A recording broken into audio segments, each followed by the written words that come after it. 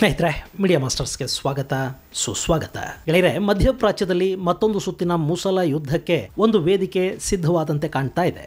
ಇಷ್ಟು ದಿನ ಏಕಾಂಗಿಯಾಗಿ ನಿಂತು ಹಮಾಸ್ ಉಗ್ರರ ವಿರುದ್ಧ, ಲೆಬನಾನ್ ವಿರುದ್ಧ, ಇರಾನ್ ಹಾಗೂ ಇರಾನ್ನ ಬಂಡುಕೋರರ ವಿರುದ್ಧ ಯುದ್ಧ ಮಾಡ್ತಲೇ ಬಂದ ಇಸ್ರೇಲ್ ಈ ಬಾರಿ ಒಂದು ಸ್ವಲ್ಪ ಹೆಚ್ಚು ಬುದ್ಧಿವಂತಿಕೆಯನ್ನು ತೋರಿಸೋದಕ್ಕೆ ಹೋಗ್ತಾ ಇದೆ. ಹೌತಿಗಳ ವಿರುದ್ಧದ ಯುದ್ಧವನ್ನ ಕೇವಲ ತನ್ನ ಯುದ್ಧವನ್ನಾಗಿ ಮಾಡಿಕೊಳ್ಳದೆ ಅದನ್ನು ಜಾಗತಿಕ ಯುದ್ಧವನ್ನಾಗಿಸುವ ಮತ್ತು ಹೌತಿಗಳಿಂದ ನಿಜವಾಗಲೂ ನಷ್ಟಕ್ಕೀಡಾಗ್ತಾ ಇರೋರು ಯಾರಿದ್ದಾರೆ ಅವರನ್ನ ಯುದ್ಧ ರಂಗದ ಮುಂದಾಳುಗಳನ್ನಾಗಿ ಮಾಡುವ ಪ್ರಯತ್ನ ಬಂದಕ್ಕೆ ಇಸ್ರೇಲ್ ಅಲ್ಲಿ ಕೈ ಹಾಕ್ತಾ ಇರೋ ಹಾಗೆ ಕಾಣ್ತಾ ಇದೆ. ಅದರ ಪರಿಣಾಮ ಮಧ್ಯಪ್ರಾಚ್ಯ ಮತ್ತೊಂದು ಸುತ್ತಿನ ಶಿಯಾ ಹಾಗೂ ಸುನ್ನಿ ಸಂಘರ್ಷಕ್ಕೆ ವೇದಿಕೆಯನ್ನ ಒದಗಿಸುವ ಲಕ್ಷಣಗಳು ಕಂಡು ಬರ್ತಾ ಇವೆ. ಅಂದಹಾಗೆ ಇಲ್ಲಿ ಹೌತಿಗಳ ವಿರುದ್ಧದ ಯುದ್ಧಕ್ಕೆ ಮುಂದಾಳತ್ವವನ್ನ ವಹಿಸಲಿರೋದು ಈಜಿಪ್ಟ್ ಅಂತ ಹೇಳ್ತಾ ಇದ್ದಾರೆ. ಈಗಾಗಲೇ ಆರ್ಥಿಕ ನಷ್ಟಕ್ಕೆ ತುತ್ತಾಗಿರುವ ಈಜಿಪ್ಟ್ಗೆ ಹೌತಿಗಳನ್ನ ಬಗ್ಗು ಬಡಿದೆ, ಇಲ್ಲಿ ಬೇರೆ ಮಾರ್ಗ ಕಾಣ್ತಾ ಇಲ್ಲ. ಹೀಗಾಗಿ ಈಜಿಪ್ಟ್ ಇಸ್ರೇಲ್ನ ಈ ಯೋಜನೆಗೆ ಕೈ ಜೋಡಿಸೋದಕ್ಕೆ ಒಪ್ಪಿಗೆಯನ್ನು ಕೂಡ ಕೊಟ್ಟಿದೆ ಅನ್ನೋ ಸುದ್ದಿಗಳು ಬರ್ತಾ ಇವೆ. ಹಾಗಾದ್ರೆ ಇಲ್ಲಿ ಇರಾನ್ ಬಂಡುಕೋರರ ವಿರುದ್ಧ ಈಜಿಪ್ಟ್ ಯಾಕೆ ಯುದ್ಧಕ್ಕೆ ನಿಂತ್ಕೊಳ್ತಾ ಇದೆ? ಈಗಾಗಲೇ ಆರ್ಥಿಕ ಸಂಕಷ್ಟಕ್ಕೆ ತುತ್ತಾಗಿರುವ ಈಜಿಪ್ಟ್ಗೆ ಈ ಯುದ್ಧವನ್ನ ಮುನ್ನಡೆಸುವ ತಾಕತ್ತಿದೆಯಾ? ಹೌತಿಗಳನ್ನ ಮಟ್ಟ ಹಾಕುವ ಶಕ್ತಿ ಈಜಿಪ್ಟ್ಗಿದೆಯಾ? ಈ ಸಂಘರ್ಷ ಶುರುವಾದ್ರೆ ಅಲ್ಲಿ ಇಸ್ರೇಲ್ ಏನು ಮಾಡುತ್ತೆ ಅನ್ನೋದ್ರ ಬಗ್ಗೆ ಒಂದಷ್ಟು ಮಾಹಿತಿಯನ್ನ ನಾವಿಲ್ಲಿ ನೋಡೋಣ.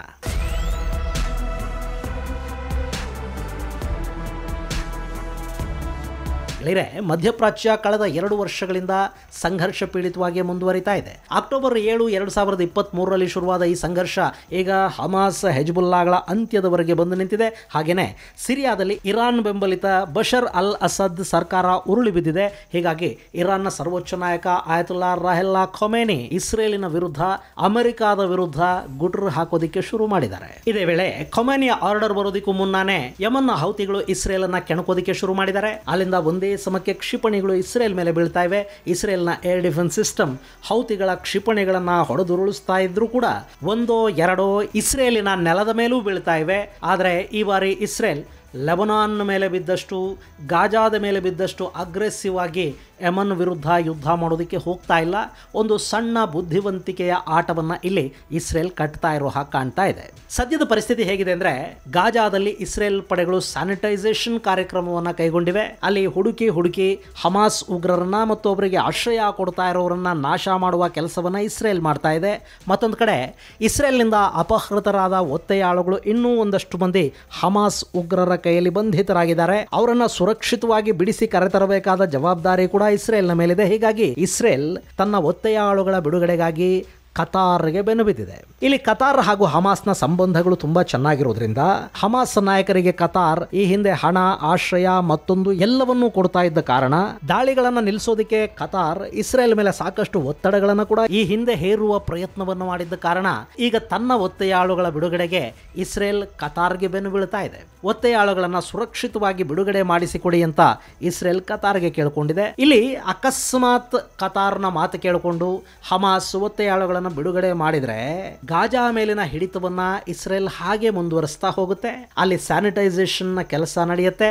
ಹಾಗಲ್ಲದೆ ಒತ್ತೆಯಾಳುಗಳ ಬಿಡುಗಡೆ ಸಾಧ್ಯ ಆಗದೇ ಇದ್ರೆ ಅದೇ ನೆಪವನ್ನು ಇಟ್ಟುಕೊಂಡು ಇಸ್ರೇಲ್ ಗಾಜಾ ಮೇಲಿನ ದಾಳಿಯನ್ನು ಮತ್ತಷ್ಟು ತೀವ್ರಗೊಳಿಸುತ್ತೆ.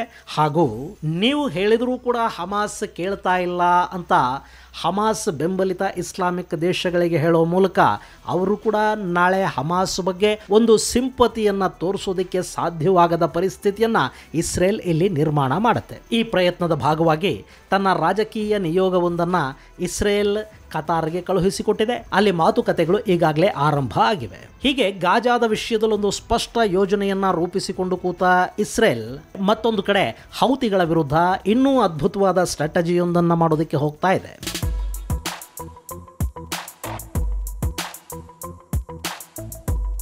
ಗೆಳೆಯರೆ, ಇಲ್ಲಿ ಹೌತಿಗಳ ವಿರುದ್ಧ ಇಸ್ರೇಲ್ ನೇರವಾಗಿ ಯುದ್ಧ ಮಾಡಬೇಕು ಅಂದರೆ ಅದಕ್ಕೆ ಜೋರ್ಡಾನ್, ಸೌದಿ ಅರೇಬಿಯಾ, UAE ಅಂತ ದೇಶಗಳ ನೆರವನ್ನು ಪಡ್ಕೋಬೇಕಾಗುತ್ತೆ. ಯಾಕೆಂದ್ರೆ ಯಮನ್ ಅನ್ನೋದು ಇಸ್ರೇಲ್ನಿಂದ ಸುಮಾರು 2000 ಕಿಲೋಮೀಟರ್ಗಳಷ್ಟು ದೂರದಲ್ಲಿದೆ.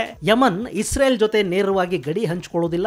ಮಧ್ಯದಲ್ಲಿ ಬೇರೆ ಬೇರೆ ದೇಶಗಳು ಬರೋದ್ರಿಂದ ಯಮನ್ನ ಹೌತಿಗಳ ಮೇಲೆ ಇಸ್ರೇಲ್ ದಾಳಿ ಮಾಡೋದಕ್ಕೆ ಆ ದೇಶಗಳ ವಾಯು ಪ್ರದೇಶವನ್ನ ಬಳಸ್ಕೋಬೇಕಾಗಿ ಬರುತ್ತೆ. ಇದು ಅತ್ಯಂತ ಅಪಾಯಕಾರಿ ಮತ್ತು ಕಾಂಪ್ಲಿಕೇಟೆಡ್ ವಿಷಯ ಕೂಡ. ಇಸ್ರೇಲ್ ಅನ್ನೋ ಯಹೂದಿಗಳ ದೇಶಕ್ಕೆ ಯಮನ್ ಅನ್ನೋ ಇಸ್ಲಾಮಿಕ್ ದೇಶದ ಬಂಡುಕೋರರ ವಿರುದ್ಧ ದಾಳಿ ಮಾಡೋದಕ್ಕೆ ಕೂಡ ಇಲ್ಲಿ ಇನ್ನಿತರ ಇಸ್ಲಾಮಿಕ್ ದೇಶಗಳು ಅನುಮತಿಯನ್ನು ಕೊಡುವುದಿಲ್ಲ, ಬೆಂಬಲವನ್ನು ಕೂಡ ಕೊಡುವುದು ಅನುಮಾನ. ಯಾಕೆಂದ್ರೆ ಯಹೂದಿಗಳ ಜೊತೆ ಕೈ ಜೋಡಿಸಿದ್ರೆ ಆ ದೇಶಗಳಲ್ಲಿನ ಆಡಳಿತಗಳ ವಿರುದ್ಧ ಅಲ್ಲಿನ ಮುಸಲ್ಮಾನರು ಬಂಡೇಳುವ ಸಾಧ್ಯತೆಗಳಿರುತ್ತವೆ. ಹೀಗಾಗಿ ಹೌತಿಗಳ ವಿರುದ್ಧ ಇಸ್ರೇಲ್ ನೇರವಾಗಿ ಯುದ್ಧವನ್ನು ಸಾರೋದು ಇಲ್ಲಿ ಕಷ್ಟದ ಕೆಲಸ. ಆದರೆ ಇಲ್ಲಿ ಹೌತಿ ಸಮಸ್ಯೆ ಇದೆಯಲ್ಲ, ಇದು ಕೇವಲ ಇಸ್ರೇಲ್ಗೆ ಮಾತ್ರ ಸಂಬಂಧಪಟ್ಟ ಸಮಸ್ಯೆ ಅಲ್ಲ. ಹೌತಿಗಳು ಕೆಂಪು ಸಮುದ್ರದ ಮೇಲೆ ಹಿಡಿತವನ್ನು ಸಾಧಿಸಿದ್ದಾರೆ.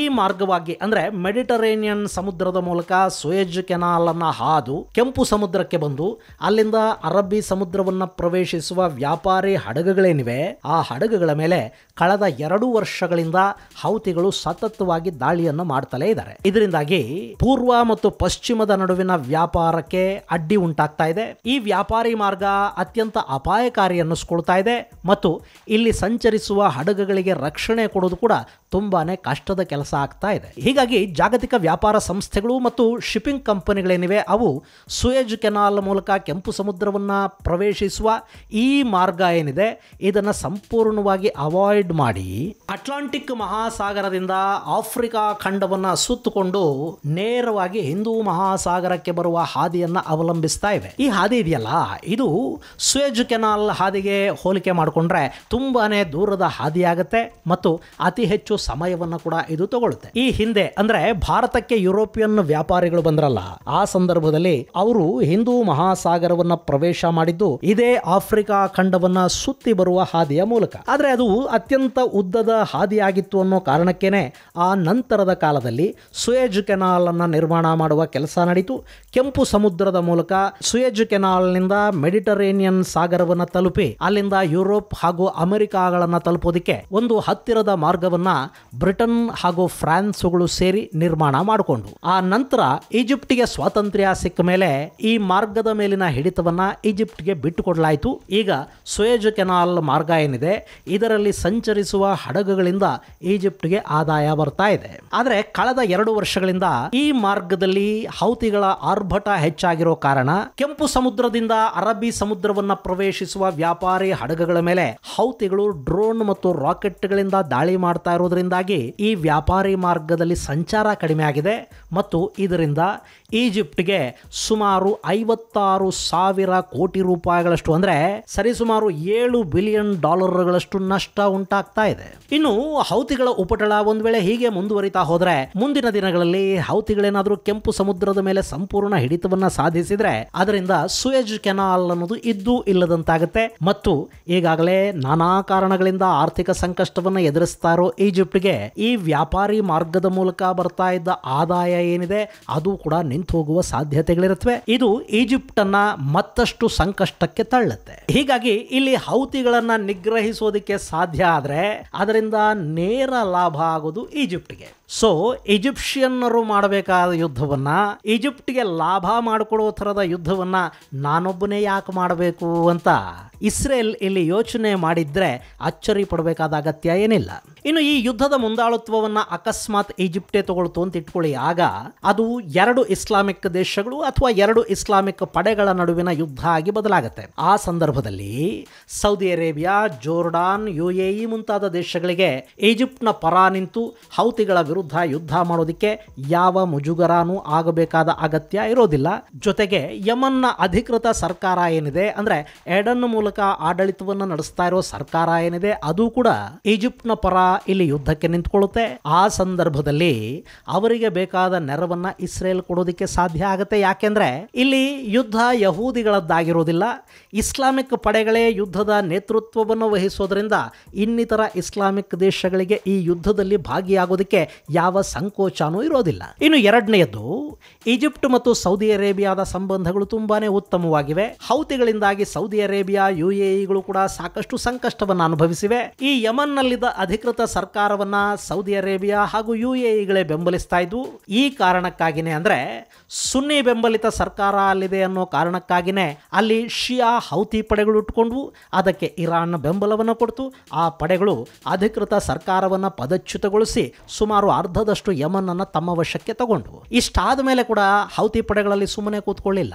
ಅಧಿಕೃತ ಸರ್ಕಾರದ ಬೆನ್ನಿಗೆ ಸೌದಿ ಅರೇಬಿಯಾ ನಿಂತಿದೆ ಅನ್ನೋ ಕಾರಣಕ್ಕೆ ಮತ್ತು ಸೌದಿ ಅನ್ನೋದು ಸುನ್ನಿ ದೇಶ ಅನ್ನೋ ಕಾರಣಕ್ಕೆ ಆಗಾಗ ಸೌದಿಯ ಅರಾಮ್ಕೋ ತೈಲಾಗಾರಗಳ ಮೇಲೆ, ತೈಲ ಸಂಸ್ಕರಣಾ ಘಟಕಗಳ ಮೇಲೆ ಈ ಹೌತಿಗಳು ರಾಕೆಟ್ ಹಾಗೂ ಡ್ರೋನ್ ದಾಳಿಗಳನ್ನು ಮಾಡ್ತಾ ಇರ್ತವೆ. ಹೀಗಾಗಿ ಹೌತಿ ಅನ್ನೋದು ಸೌದಿ ಹಾಗೂ UAEಗೆ ಕೂಡ ಒಂದು ಸಮಸ್ಯೆಯಾಗಿ ಕಾಡ್ತಾ ಇದೆ.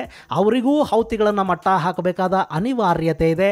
ಆದರೆ ಆ ಯುದ್ಧವನ್ನು ಇಸ್ರೇಲ್ ಮಾಡೋದಾದರೆ ಸೌದಿ ಮತ್ತು UAEಗಳಿಗೆ ಇಸ್ರೇಲ್ ಜೊತೆ ಕೈ ಜೋಡಿಸೋದು ಕಷ್ಟ ಆಗುತ್ತೆ. ಅಕಸ್ಮಾತ್ ಅಷ್ಟಾದರೂ ಏನಾದರೂ ಈ ದೇಶಗಳು ಇಸ್ರೇಲ್ನ ಪರ ನಿಂತರೆ ಆ ದೇಶಗಳ ಒಳಗೆ ಒಂದು ಇಸ್ಲಾಮಿಕ್ ಕ್ರಾಂತಿಯಾಗುವ, ಮುಸ್ಲಿಮರು ಬಂಡೇಳುವ ಸಾಧ್ಯತೆಗಳಿರುತ್ತವೆ ಅನ್ನೋ ಕಾರಣಕ್ಕೆ ಮತ್ತು ಇಸ್ಲಾಮಿಕ್ ಜಗತ್ತಲ್ಲಿ ಇವರ ಗೌರವಕ್ಕೆ ಚ್ಯುತಿ ಬರುತ್ತೆ ಅನ್ನೋ ಕಾರಣಕ್ಕೆ ಸೌದಿ ಅರೇಬಿಯಾ ಆಗಲಿ UAE ಅಂಥ ದೇಶಗಳಾಗಲಿ ಇಸ್ರೇಲ್ನ ಬೆಂಬಲಕ್ಕೆ ಇಲ್ಲಿ ನಿಂತ್ಕೊಳ್ಳೋದಕ್ಕೆ ಸಾಧ್ಯ ಆಗೋದಿಲ್ಲ.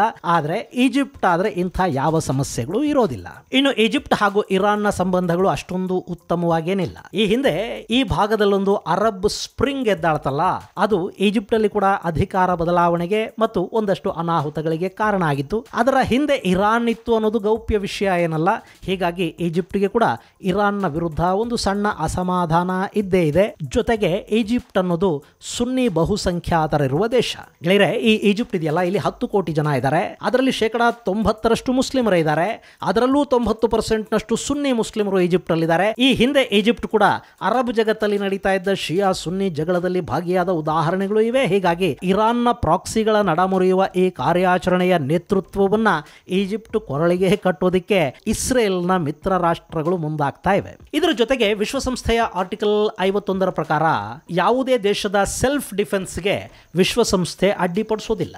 ಇನ್ನು 1982ರಲ್ಲಿ ಆಗಿರೋ ಸಿ ಕನ್ವೆನ್ಷನ್ ಪ್ರಕಾರ ಯಾವುದೇ ದೇಶದ ಸಮುದ್ರ ಮಾರ್ಗಗಳನ್ನು ರಕ್ಷಿಸಿಕೊಳ್ಳುವ ಹಕ್ಕು ಮತ್ತು ಅಧಿಕಾರ ಆಯಾ ದೇಶಗಳಿಗಿದ್ದೇ ಇರುತ್ತೆ. ಸೊ ಇಲ್ಲಿ ಹೌತಿಗಳು ಮಾಡ್ತಾ ಇರೋ ದಾಳಿಯ ಕಾರಣದಿಂದ ಈಜಿಪ್ಟ್ನ ಸಾರ್ವಭೌಮತ್ವಕ್ಕೆ ಮತ್ತು ಅದರ ಸಮುದ್ರ ಗಡಿಗಳಿಗೆ, ಸಮುದ್ರ ಮಾರ್ಗಕ್ಕೆ ಧಕ್ಕೆ ಉಂಟಾಗ್ತಾ ಇದೆ. ಹೀಗಾಗಿ ಅಲ್ಲಿ ತನ್ನ ಸಮುದ್ರ ಮಾರ್ಗವನ್ನು ಕಾಪಾಡಿಕೊಳ್ಳೋ ನಿಟ್ಟಲ್ಲಿ ಈಜಿಪ್ಟ್ ಹೌತಿಗಳ ವಿರುದ್ಧ ದಾಳಿ ಮಾಡಿದ್ರೆ ಅದನ್ನ ವಿಶ್ವಸಂಸ್ಥೆ ಖಂಡಿಸೋದಕ್ಕೆ ಕೂಡ ಸಾಧ್ಯ ಆಗೋದಿಲ್ಲ. ಅದಕ್ಕೊಂದು ಕಾರಣ ಮತ್ತು ಸಮರ್ಥನೆ ಕೂಡ ಇರುತ್ತೆ.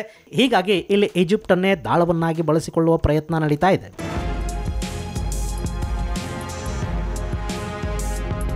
ಇನ್ನು ಇಲ್ಲಿ ಈಜಿಪ್ಟ್ ಹೌತಿಗಳ ಮೇಲೆ ದಾಳಿ ಮಾಡಿದ್ರೆ ಇರಾನ್ ಸುಮ್ಮನೆ ಇರುತ್ತಾ?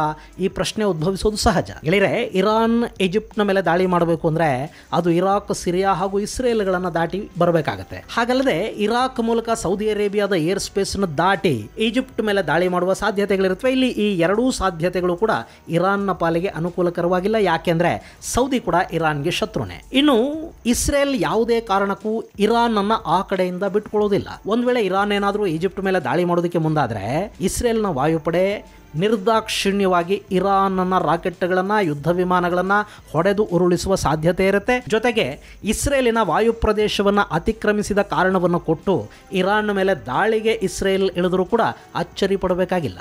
ಹೀಗಾಗಿ ಇಲ್ಲಿ ಈಜಿಪ್ಟ್ ಹೌತಿಗಳ ಮೇಲೆ ದಾಳಿ ಮಾಡಿದರೆ ಇರಾನ್ ಕೈ ಕಟ್ಕೊಂಡು ಸುಮ್ಮನೆ ಕೂತ್ಕೊಳ್ಳೋದು ಬಿಟ್ಟು ಮತ್ತಿನ್ನೇನು ಮಾಡೋದಕ್ಕೆ ಸಾಧ್ಯ ಆಗೋದಿಲ್ಲ. ಇದನ್ನು ಹೊರತುಪಡಿಸಿ ಕೂಡ ಸಮುದ್ರ ಮಾರ್ಗದ ಮೂಲಕ ಯಮನ್ಗೆ ಒಂದಷ್ಟು ಆಯುಧಗಳನ್ನು ಇರಾನ್ ಕಳುಹಿಸಿಕೊಡುವ ಅವಕಾಶ ಇರುತ್ತೆ. ಆದರೆ ಆ ಮಾರ್ಗವನ್ನು ಸೌದಿ ಅರೇಬಿಯಾ ಹಾಗೂ UAEಗಳು ತಡೆದು ಬಿಟ್ರೆ ಅಥವಾ ಬ್ರಿಟನ್, ಅಮೆರಿಕ ಪಡೆಗಳು ಆ ಮಾರ್ಗದ ಮೇಲಿನ ಹಿಡಿತವನ್ನು ಸಾಧಿಸಿಬಿಟ್ರೆ ಅಲ್ಲಿ ಕೂಡ ಇರಾನ್ ಏನೂ ಮಾಡಲಾಗದ ಸ್ಥಿತಿಯನ್ನು ತಲುಪುತ್ತೆ. ಹೌತಿಗಳನ್ನು ಮಟ್ಟ ಹಾಕೋದಿಕ್ಕೆ ಇದು ಅತ್ಯಂತ ಸರಳ ಮತ್ತು ಸುಲಭದ ಮಾರ್ಗ ಅಂತ ಇಸ್ರೇಲ್ ಹಾಗೂ ಅದರ ಮಿತ್ರ ಪಡೆಗಳು ಭಾವಿಸ್ತಾ ಇವೆ. ಸೊ ಈಗ ಹೌತಿಗಳ ಕಾರಣಕ್ಕೆ ಮಧ್ಯಪ್ರಾಚ್ಯದಲ್ಲಿ ಮತ್ತೊಂದು ಸುತ್ತಿನ ಮುಸಲ ಯುದ್ಧಕ್ಕೆ ಒಂದು ವೇದಿಕೆ ಸಿದ್ಧವಾಗಿದೆ. ಅಲ್ಲಿ ಶಿಯಾ ಸುನ್ನಿಗಳ ನಡುವೆ ಮತ್ತೊಂದು ಸುತ್ತಿನ ಕಾದಾಟ ನಡೆಯುವ ಎಲ್ಲ ಲಕ್ಷಣಗಳು ಕಾಣ್ತಾ ಇವೆ. ಇದು ಗೆಳೆಯರೆ, ಮಧ್ಯಪ್ರಾಚ್ಯದಲ್ಲಿ ಹೆಚ್ಚಾಗ್ತಾ ಇರೋ ಸಂಘರ್ಷ ಹಾಗೂ ಹೌತಿಗಳನ್ನ ಮಟ್ಟ ಹಾಕೋದಿಕ್ಕೆ ಈಜಿಪ್ಟ್ ಅನ್ನ ಮುಂದಿಟ್ಟುಕೊಂಡು ಹೂಡಲಾಗಿರುವ ಒಂದು ಹೊಸ ಯುದ್ಧ ತಂತ್ರದ ಕುರಿತಾದ ಒಂದಷ್ಟು ಮಾಹಿತಿ ಮುಂದಿನ ಸಂಚಿಕೆಯಲ್ಲಿ ಮತ್ತಷ್ಟು ವಿಶೇಷಗಳ ಜೊತೆ ಮತ್ತೆ ಭೇಟಿಯಾಗೋಣ. ಅಲ್ಲಿವರೆಗೆ ಜೈ ಹಿಂದ್, ಜೈ ಕರ್ನಾಟಕ.